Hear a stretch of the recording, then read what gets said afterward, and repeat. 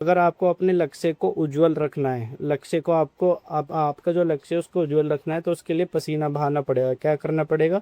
पसीना बहाना पड़ेगा। तो इसके लिए आपको क्या करना पड़ेगा? पसीना बहाना पड़ेगा। और पसीने को हम स्वीट भी बोलते हैं, ठीक है ना। तो स्वीट से स्विट्जरलैंड याद आ जाएगा। यानी अगर आपको अपने लक्ष्य को उज्जवल करना है तो आपको कड़ी मेहनत करनी पड़ेगी, पसीना बहाना पड़ेगा, और पसीने को स्वीट बोलेंगे, स्वीट से स्विट्जरलैंड याद होगा, ठीक है। Next, second last. अच्छा, कुछ ये हैं जिनको जीआई टैग मिला है। कुटकी, कुटकी। अगर किसी चीज को हम किसी चीज में, जैसे ओखली में किसी चीज को कूटेंगे, तो उसे मध्य में रख के तो कूटेंगे, ऐसे थोड़ी ना उसे साइड में यहाँ रखेंगे, यहाँ रखेंगे, तब थोड़ी ना कूटी जाएगी, उसको मध्य में रखेंगे। तो कुटकी से यानी किसी चीज को कूटना है मध्य में रख के, तो मध्य से मध्य प्रदेश। अब चाहे वो अरहर हो या धान हो, ठीक है ना, उसको। हेलो दोस्तों, welcome back to my YouTube channel Punit sir official. आपका भाई पुनीत को। आपको करंट अफेयर अगर भी शॉर्टकट ट्रिक से 5 मिनट में लर्न करनी है तो इस चैनल पे जुड़े रहिए, और ठीक है। और इस वीडियो को लाइक कीजिए। तो चलो आज की क्लास स्टार्ट करते हैं। हाल ही में 2026 में यूएन एसडीजी इंडेक्स में भारत के कौन सा स्थान रहा है? तो आपको कैसे याद करना है इसमें? सस्टेनेबल डेवलपमेंट गोलमेंट एसडीजी में, ठीक है ना। तो आप क्या याद रखोगे? एस का जो प्लेस है वो 19 है, और डी का प्लेस क्या है? 4। तो आपको क्या याद रखना है इसमें? 94। क्या है? 94, ठीक है। तो ऐसा आपको क्या याद हो जाएगा? ये 94।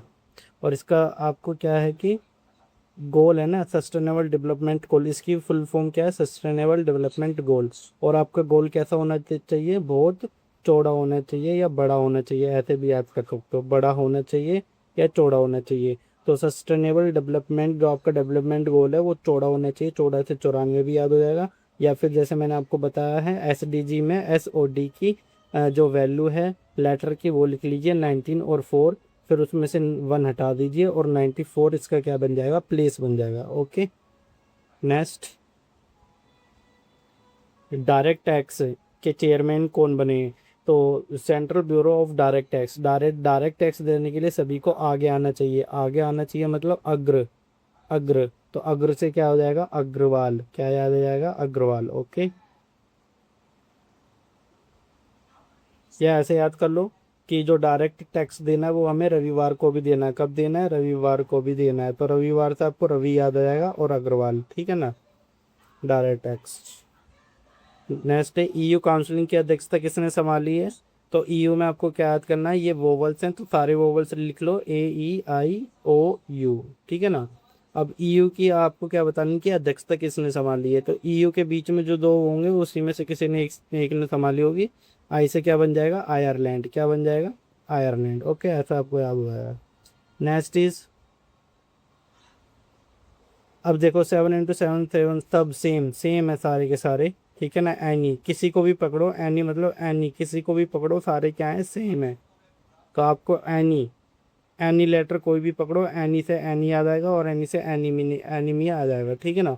एनी लेटर कोई भी पकड़ो, तीनों के तीनों जो लेटर हैं वो 7 7 है, सेम है। एनी लेटर, तो इसलिए एनीमिया याद आएगा। या फिर आप एनीमिया के सभी लेटर्स को काउंट कर लो, 1 2 3 4 5 6 7। 7 है तो 7 × 7 × 7, जिसमें 7 लेटर होंगे वही इसका आंसर होगा। तो एनीमिया में 7 लेटर है, तो ये इसका आंसर होगा।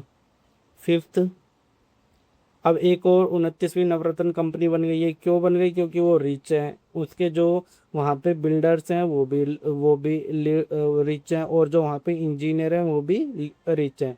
तो बिल्डर भी रिच है, इंजीनियर भी रिच है। तो क्या हो जाएगी? वो वाली भी कंपनी क्या हो जाएगी?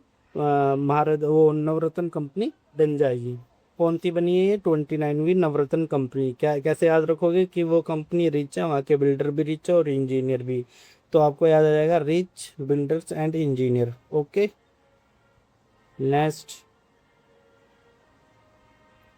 ई गवर्नेंस सम्मेलन, ये आप खुद अपने आप लर्न करोगे। इसकी ट्रिक आप खुद बनाओगे और नीचे कमेंट में लिखोगे। नेक्स्ट इज, आपको बताना है कि रोजगार के दिनों की कितनी संख्या निर्धारित की गई है।